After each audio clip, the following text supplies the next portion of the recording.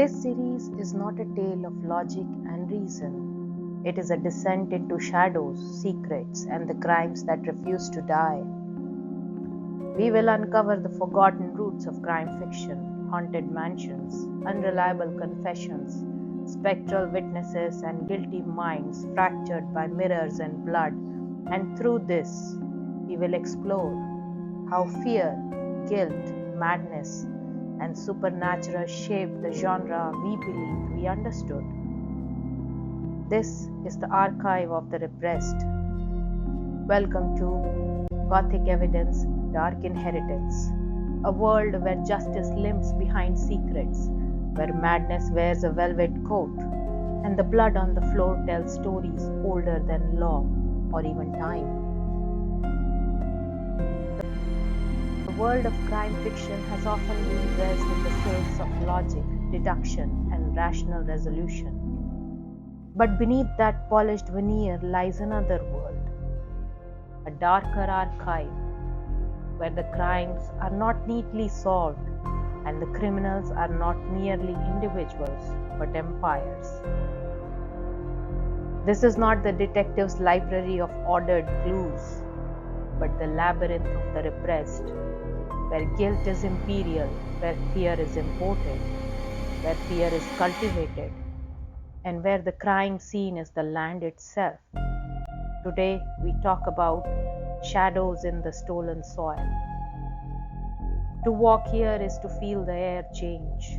The light is dimmed, not by sunset, but by history. The ground beneath is heavy, not merely with earth and stone, but with the weight of all that has been taken, renamed, fenced, or claimed. In this archive, the locked room, the locked door, is not to a room, but to an entire continent. And the key, if there is one, was thrown into the sea centuries ago. We begin with the crime without a singular criminal, the theft of the land. The genre of the colonial crime fiction often frames this act through imperial order, a structure that both commits and conceals the crime. It transforms the act of taking into an act of law and the indigenous defense into criminality. Kate Grenville's The Secret River haunts us with this inversion. William Thornhill, the transported convict turned settler, arrives in Australia to find a land already alive with presence. Its rhythms, its stories, its ownership ancient and unrecorded in European ink. Yet, to Thornhill and to the empire's gaze, this land is a blank page waiting for his signature.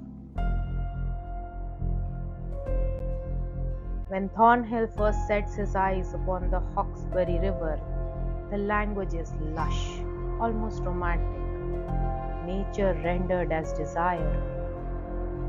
But this beauty is inseparable from violence.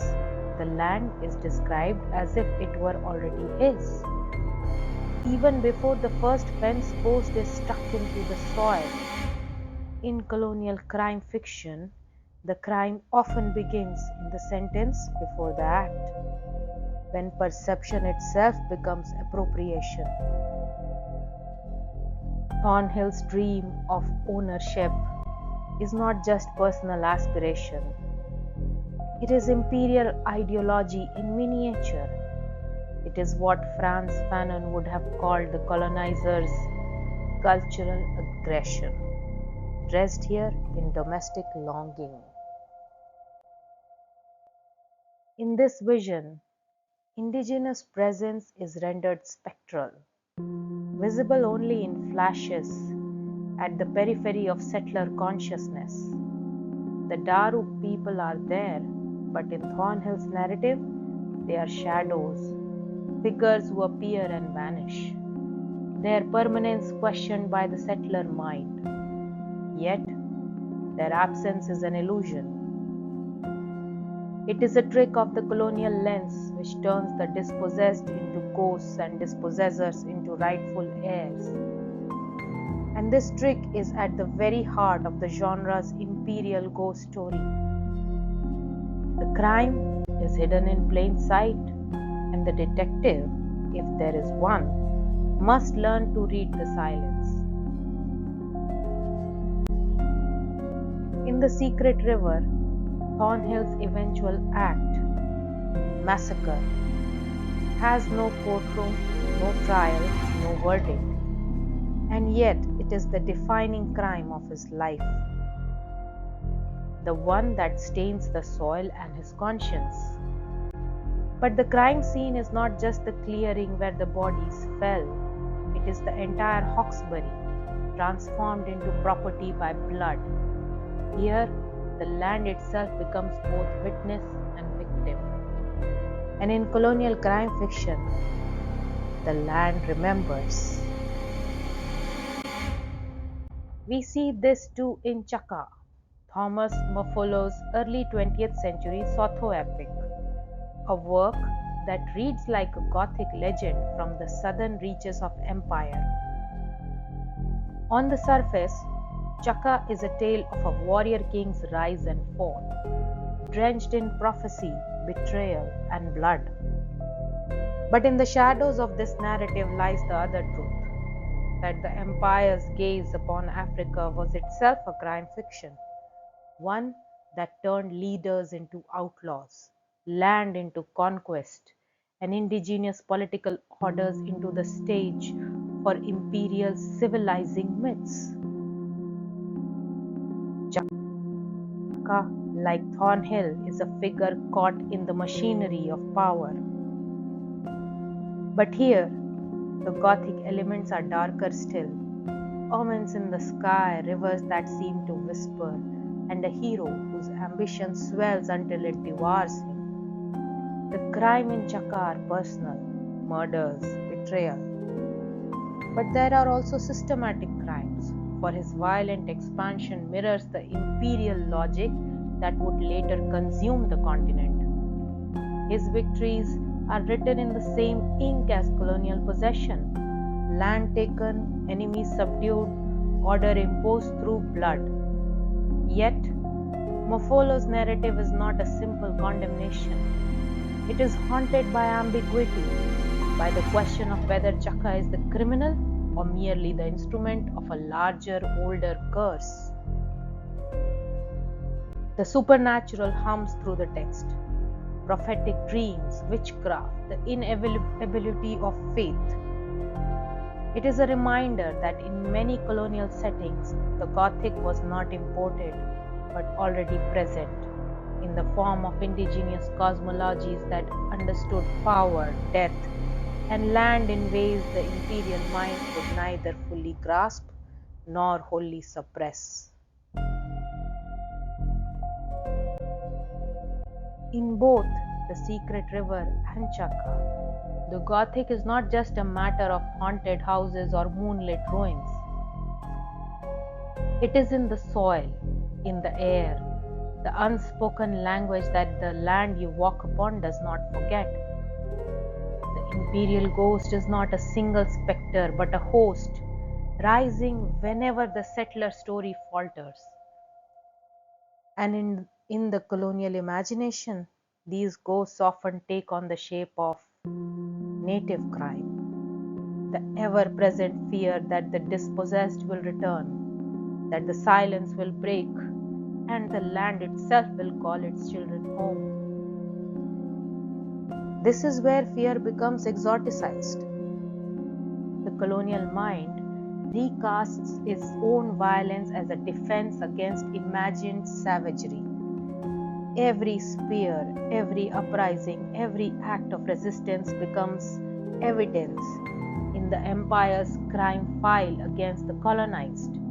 The true crime, the theft of the land, the erasure of culture, is buried beneath layers of legal fictions and adventure tales. The native is transformed into the criminal and the empire into the avenger.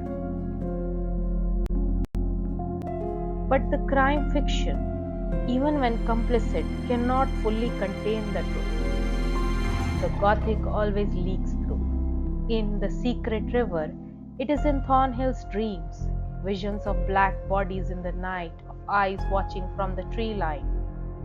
In Chaka, it is in the inexorable march towards the king's death, as if the earth itself demands balance. These are not just plot devices, they are manifestations of guilt, the repressed returning in forms too strange for the rational mind. The imperial Gothic crime story is, in the end, a mirror, but the reflection is fractured. The detective, if one exists, is unreliable because they are implicated in the crime. The witness may be spectral, the confession unreliable, not because of deceit, but because memory itself has been colonized. And so, in this dark archive, we learn to read differently. The scene of the crime is not just where the body falls, but where the map is drawn. The murder weapon may be a gun, or it may be a treaty. The motive may be greed, or it may be the imperial fantasy of order. The alibi is always the same: civilization. Yet, the ghosts remain restless. There is a moment in the secret river where Thornhill, now a landowner, stands in his fine house and looks out over the river. It should be a moment of triumph. Instead, there is an unease, an unspoken knowledge that the foundation stones are laid over bones. The air doesn't move quite right. The silence is too deep. The novel never says it outright, but the Gothic reader knows. The house is haunted, and the haunting is historical. In Chaka, the king's final hours are shrouded in betrayal and shadow. Surrounded by enemies, he hears the whispers of the ancestors, the summons of realm beyond. His death is not merely political, it is cosmic retribution. The land reclaims what was taken, and the legend closes like a tomb. Colonial crime fiction, then, is not a subgenre of detection but of haunting. Its central mystery is not who did it, but can it ever be undone? The answer is almost always no. The dead do not rise, the stolen land is not returned. The empire does not confess, but the Gothic promise remains that no crime stays buried forever. The past is not past, it is here, underfoot, watching. To read these works is to walk into the long shadow of empire and feel the temperature drop. It is to hear the rustle of leaves where there should be stillness, to sense eyes upon you in the dark. It is to understand that in this genre, the most important detective is the land itself, and it is patient. And as scholars, we must ask, how does the imperial imagination turn its own crimes into stories of protection, order, and heroism? How does the Gothic mode reveal what these stories cannot fully conceal? And how might we read these texts not as sealed fictions but as open crime scenes, still bleeding, still contested, still dangerous? The empire may have believed it could write its own acquittal, but literature, like the land, keeps the record. And in the archive of the repressed, the verdict is still pending. So I ask you, the listener, when the empire's ghost knock at the door, draped in law, armed with maps, do we recognize it as a spectre, or do we mistake it for justice? Remember, the crime is never over. It only waits for the right night to walk again. Until next time.